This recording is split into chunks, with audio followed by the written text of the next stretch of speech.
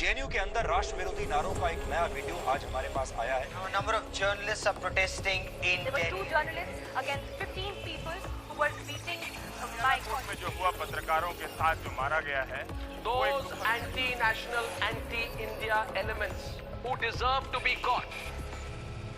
Hello, I'm Richard Gisbert, and you're at The Listening Post. Here are some of the media stories we're tracking this week. India, where nationalists and journalists are in conflict. Can the government help, or is it part of the problem? The Palestinian reporter the Israelis say works for Hamas, and the hunger strike that's lasted almost 3 months. The American taboo, the candidate who broke it, and how the news media handled it. And if in doubt, and your campaign's bottoming out, you can always bash the media. India's capital, New Delhi, witnessed some extraordinary scenes this past week. Some 800 journalists, much of the New Delhi press corps, marched to the Supreme Court to present a petition demanding protection, as well as an investigation into attacks against the news media. All of this began February 13th when a student leader at JNU, Jawaharlal Nehru University, was arrested on charges of sedition over his involvement with a demonstration marking the 3rd anniversary of the execution of Afzal Guru, a Muslim Kashmiri convicted of an attack on the Indian parliament that left 14 people dead. That arrest put JNU, one of India's most prestigious public universities, at the center of a free speech debate that's been simmering ever since Prime Minister Narendra Modi and the BJP came into power back in 2014. And when journalists tried to cover the trial of that student leader, they were attacked by gangs inside the court building. The police, according to reporters there, failed to intervene. That's what prompted the march to the Supreme Court. More and more Indian journalists and writers are talking about a climate of oppression. News outlets in the world's largest democracy are clearly struggling to find a way to cover politically sensitive stories that touch on the nationalism movement and those who oppose it. The Listening Post's Meenakshi Ravi now on the events in New Delhi and the implications for national dialogue and freedom of speech in India.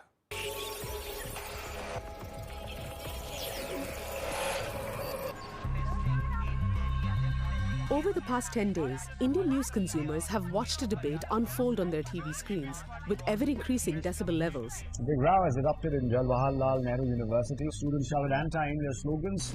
You could call it Spot the Traitor. Freedom of expression के नाम पर देशद्रोहियों को क्रांतिकारियों का दर्जा दे दिया जाता है. What happened on the JNU campus was clearly a reflection of what happens in campus politics in different parts of the country, where there are student groups with very strong, some would say extreme opinions on politically contentious issues. Now, one of those groups organized an event in JNU, and some of the slogans were seen to be anti-national, and the campus has got polarized. And that polarization is also reflected in the media. हम तो पूछेंगे, क्या JNU राष्ट्र विरोधी ताकतों का अड्डा बनता जा रहा है? JNU campus में Z News was there. We covered it extensively. A lot of people termed this whole thing as the freedom of expression. But our point of view was, if you counter Indian foreign policy on Kashmir, and if you start supporting the terrorists, this was not acceptable. JNU के अंदर राष्ट्र विरोधी नारों का एक नया video आज हमारे पास आया है, जिसे दिखाते हुए आज हमें बेहद अफसोस हो रहा है. लेकिन राष्ट्र विरोधी तत्वों की सर्जरी के लिए इसे दिखाना भी उतना ही जरूरी है. We constantly reported this incident with our point of view that such things should not be allowed in this country. This national anti-national is basically reduced to the kind of phrase George Bush would use: if you're not with us, you're against us. I challenge you today. I challenge you today, Mrs. Lord. Shout with me the slogan Bharat Mata Ki Jai. Let us see. Let us see who want to fight for India and who think otherwise. So anybody who's critical of the government, anybody speaking against the absurdity of a charge like sedition against a student union president today is labeled anti-national. And the culmination was that just a couple of days ago, when the president of the JNU students, Kanhaiya Kumar, was to appear in court, journalists covering the event were attacked and beaten up by people. They cornered me and other journalist Amit Pandey from IBN 7. They beat him up black and blue, and then I remember one of them distinctly telling me that delete the phone or we'll break your bones and break your phones. And this was a direct culmination of any attempt to give Kanhaiya Kumar's story or that side of the story. That whole attempt itself was labeled anti-national. The fact this story is taking place in the heart of New Delhi is important. Reporters in other parts of the country have been attacked, and some even killed. But the assault on journalists in a court of law in the capital was a shock, not least because of the symbolic irony. And they took to the streets, nearly 800 of them, marching from the press club to the Supreme Court to demand an investigation into the violence. The march, in a sense, was a unique display of solidarity after a long time, and I'm glad it happened. People came there because people felt strongly. These attacks have taken place because there are politically organized groups who believe that the messenger must be shot if you don't like the message. And it is not one political group, it stretches across the country. A culture has been created where violence and intimidation today is acceptable. And how can we stay silent at a time like this? Indian journalists are no strangers to the challenges that come with covering heavy-handed politicians, big business, or organized crime. But speak to editors and reporters, and they will tell you that the pressures on the news media were already on the rise before 2014, when the Nationalist Hindu Party, the BJP, came to power. Those pressures have since grown, with the government's ministers making their positions clear, often in under 140 characters. On the JNU story, the Minister for Home Affairs, Rajnath Singh, tweeted, "Those involved in anti-India activities or propaganda will not be spared, and those who are innocent will not be harassed." With the space for dissent tightening, ongoing issues like Kashmir becoming harder to debate, and the airwaves growing more polarized, the rifts in the media have grown deeper, and it's had an effect on output. Arnab Goswami, who is the face of the English-language news channel Times Now, specializes in a brand of high-pitched aggressive journalism that tops the ratings regularly. Not only are you anti-national, you are a coward and you have been called out on the News Hour tonight. Goswami does have his critics, including an academic at JNU.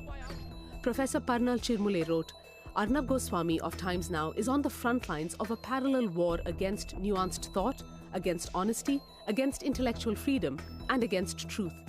He uses specific terms repeatedly ad nauseum. Anti-national, secessionist, unpatriotic are urgent favorites. Goswami was unavailable to speak with us for this report. One of the most dangerous aspects of what is happening is this concept of media trial, because we have converted studios into courtrooms, anchors into judges. We have already prejudged the issue, and as a result, we are creating a very, very dangerous society today. See, I have personally walked out of Arnab's show and I have written a long critique of Arnab Goswami's way of holding kangaroo courts every night. But on the other hand, the leftist journalists, they've been equally vicious and one-sided. What does it mean for the leadership of Narendra Modi and Amit Shah? What is it? The manner in which the leftist channel ran a very vicious campaign against Narendra Modi, based mostly on lies, distortions, misinformation, was very venal. As far as taking a stand on issues is concerned, I would say Arnab examines each issue on merit. He can be wrong, but he takes an independent stand on each issue. The whole tone of the media, how media reports in India has become very negative. So at Z News we have started showcasing people who are actually helping the society. JNU के इन तथाकथित पढ़े लिखे बुद्धिजीवियों में से किसी ने भी इतनी जहमत नहीं उठाई कि ये उन 9 शहीदों की शान में 2 शब्द भी कह सकें. You know, the soldiers who are being killed on the borders, they were all martyrs. So if a certain section of media and certain section of students in this country, if they call Afzal Guru a martyr, then what do you call all those soldiers who lost their lives while defending this country? For India's news media covering myriad sensitive and complex stories, this is a crucial time. The media have become a big story in the country, and their journalism and how much this government is willing to tolerate will dictate the role they play in the story of the nation. We've seen far worse in the past. The media is not being silenced. You open any newspaper on any given day, questions are being asked of this government. Criticism is taking place. Even in primetime television, yes, certain kind of discourse may be taking over, but there will be countervailing voices, and I think it will create its own repercussions. We will see that this government will have to answer for its failings, and that will then strengthen the hands of the media in terms of being able to criticize and scrutinize the government. On the download now, our viewers weigh in on India, the media there, and the debate over nationalism. The attack on the media needs to be understood in the context of something that has been happening to the media fraternity in India over the past 1 year. One of the senior union ministers last year had referred to the entire media fraternity as prostitutes, punning obviously on the word prostitutes, and also implying thereby that the media was easily compromisable. And ever since that got into the narrative, attacks and the abuse of media has become slightly easier perhaps than it was before. Ever since the arrest of Kanhaiya Kumar, the media has been fairly divided. A section of the media, including a couple of leading news channels, have been trying to portray certain students as anti-nationals. They have been carrying out media trial. Another section of the media, which includes television channels and especially print media, have been fairly critical of the actions taken by the government. It is particularly worrying that media is actually targeting certain students and is almost like, they are like the jury, the judge as well as the executioner.